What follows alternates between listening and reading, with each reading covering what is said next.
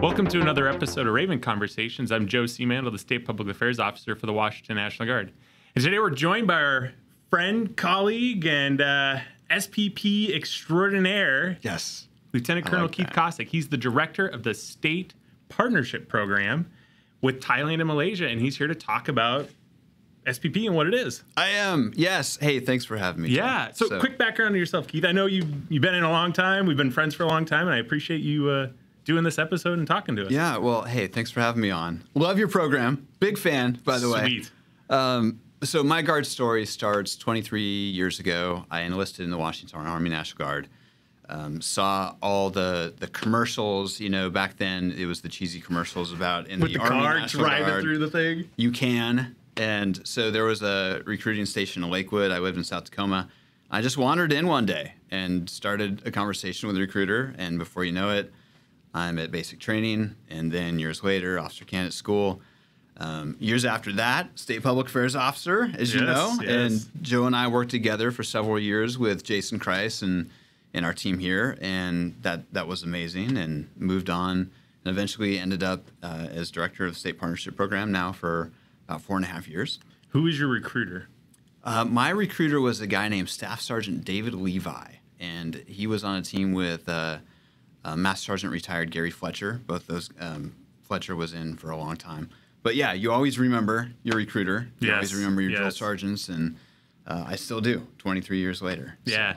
So I always ask the question, how did you learn about the Guard before walking in the recruiting station? Gosh, you know, I think it was mostly the printed materials and the TV commercials and the radio commercials. And I didn't know much about it, but I wanted to know more. So I went and had a conversation. And anybody out there who might be interested in the Guard or military service, just go start the conversation. Go talk to your recruiter. Yeah, same with me. I just kind of walked in one day, and I think I walked right to Trish Ovechka's desk. And oh, yes. I think within 2 weeks I was in the Guard. Yeah.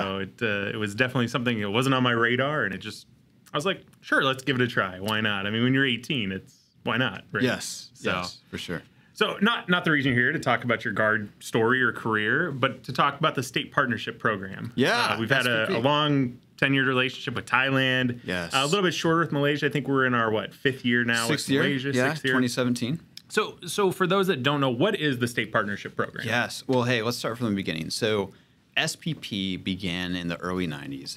It came about after the fall of the former Soviet Union. And there were all these Eastern Bloc countries that were part of the Soviet Union that now were not. And we didn't know much about them. And we wanted to find ways to engage them. So we came up with this idea, State Partnership Program. And we started pairing up states with these countries to do military engagements, to have key leader engagements, subject matter expert exchanges. And in that way, we began to learn more about them and offer them help and best practices, and really began a relationship. Now, today, we have over 100 partnerships, all parts of the world. Most states have 2, some states have 3. And ours are the Kingdom of Thailand, which began in 2002, and Malaysia, which began in 2017.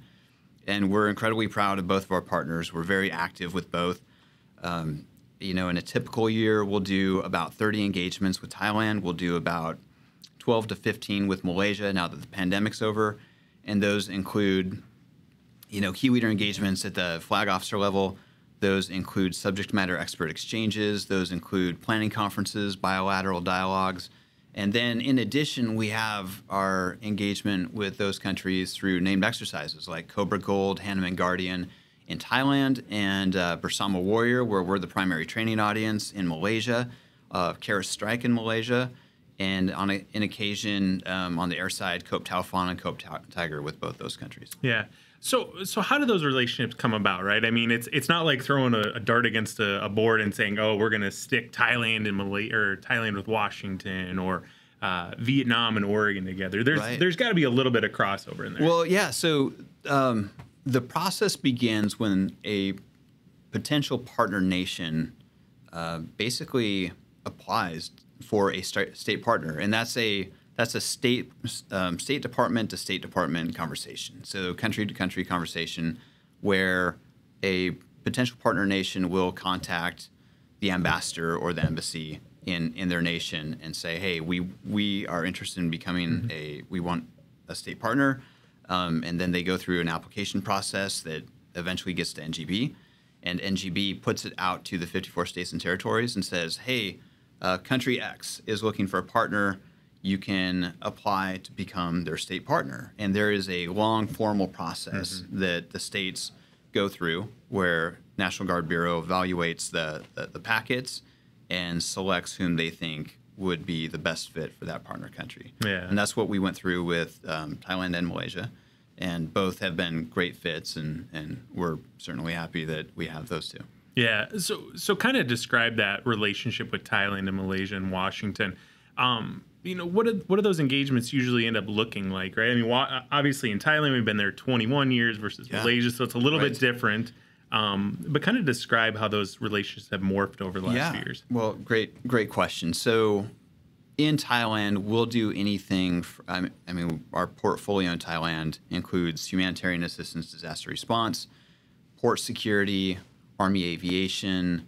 On the air side, we do defensive cyber, joint terminal attack. We do air domain awareness. We're starting to get into air refueling. We're doing an engagement next month in Thailand. It's a gigantic engagement with them involving air refueling. In Malaysia, we've done all those same things on the air side, expeditionary logistics on the Army side. HADR is a big one. HADR is big for every nation, every state, really. So those are basically the equities in the portfolio with both. But sometimes people want to compare our relationship with Thailand with our relationship with Malaysia, and it's really not a fair comparison because they're very different countries with very different populations, very different budgets, very different needs and wants and visions for the future. So you really got to focus on the country itself. But what I think is important to mention is in the national security strategy, the president talks about, and I'm paraphrasing, that no country operates in a vacuum. No country is out there on their own. What we do impacts each other. And that's why security cooperation is so important, because we're in this together, both economically when it comes to defense and security, when it comes to the effects of climate change, when it comes to natural or man-made disasters. I mean, it's not just one country versus the threat. It's all of us in it together.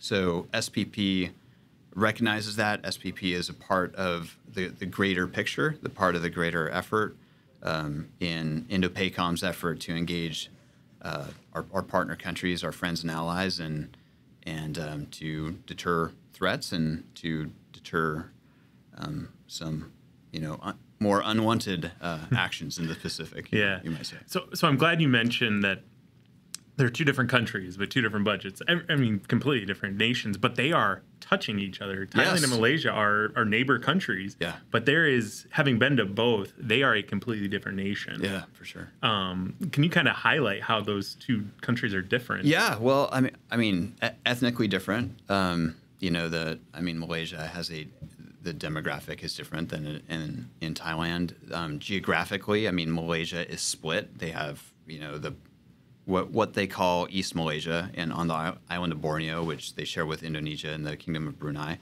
and then Peninsular Malaysia, where their capital is and where they border Thailand and Singapore. They're culturally different. Their economies are different. Thailand is a country of over 70 million people. Malaysia is a country of over 30 million people. Malaysia, they're both maritime nations, but Malaysia being geographically split and being angled up toward the South China Sea they have, their economy is very much impacted by oil and gas and fishing and the maritime industry, both with ports, shipping.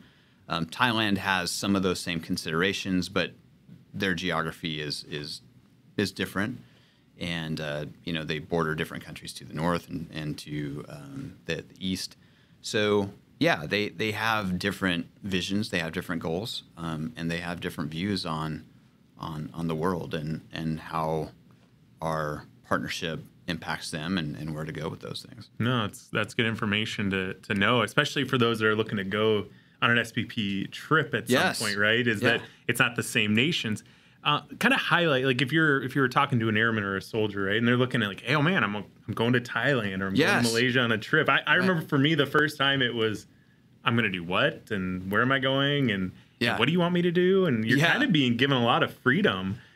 Highlight what that young airman or soldier might expect on one of these trips. Okay, well, what should happen long before they get over there is there should be a lot of prep, both for them reading up on the culture, the history, so understanding the human dynamics that they're coming into and the geographic space that they're coming into, but also their leadership needs to prepare them for what's going to happen, whether that's me sourcing folks for an SPP mission or a unit going over for a named exercise.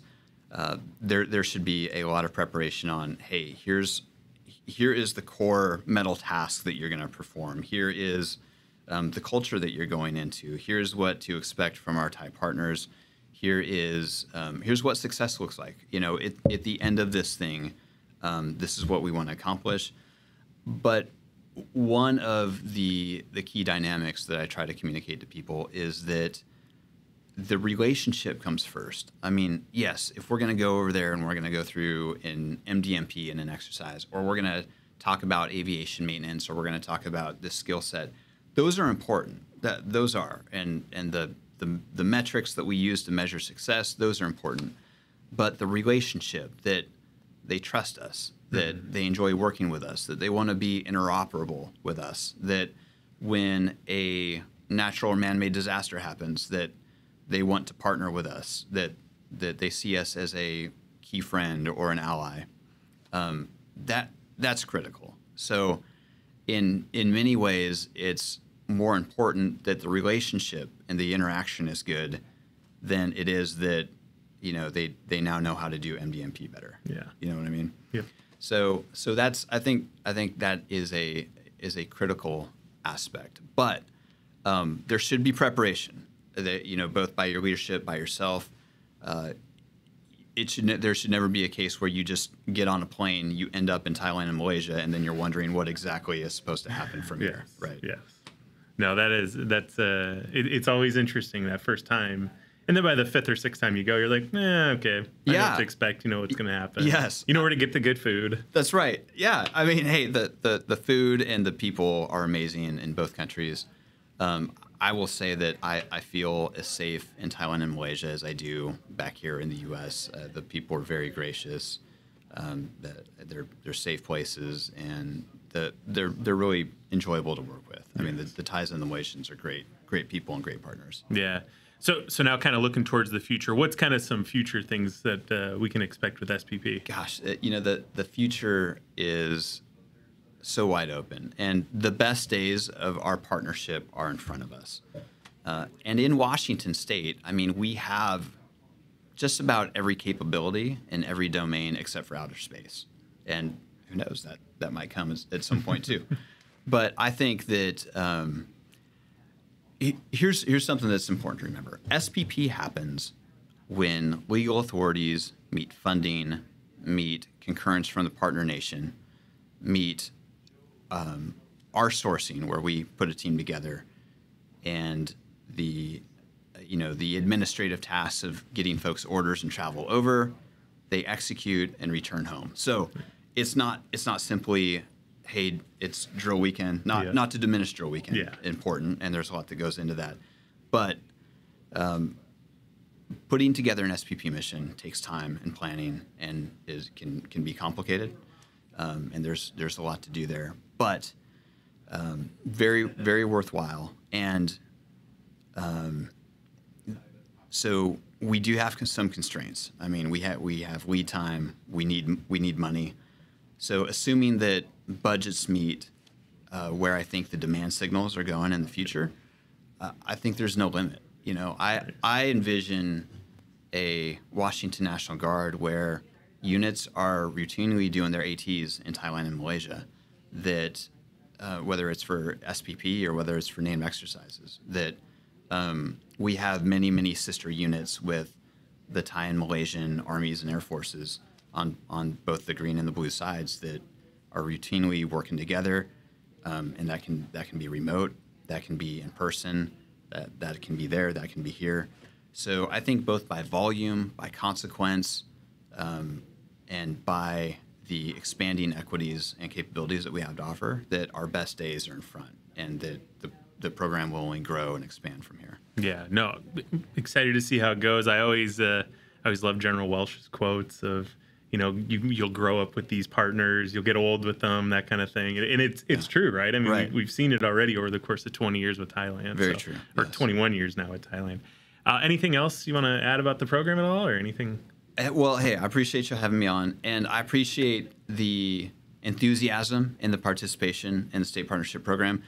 SPP, I'm the director, but this is not my program. This is all of our program. And we couldn't even do a fraction of it without the enthusiastic participation from the Washington Air Guard, the Washington Army National Guard, the units, the folk. We're always trying to build a bigger bench.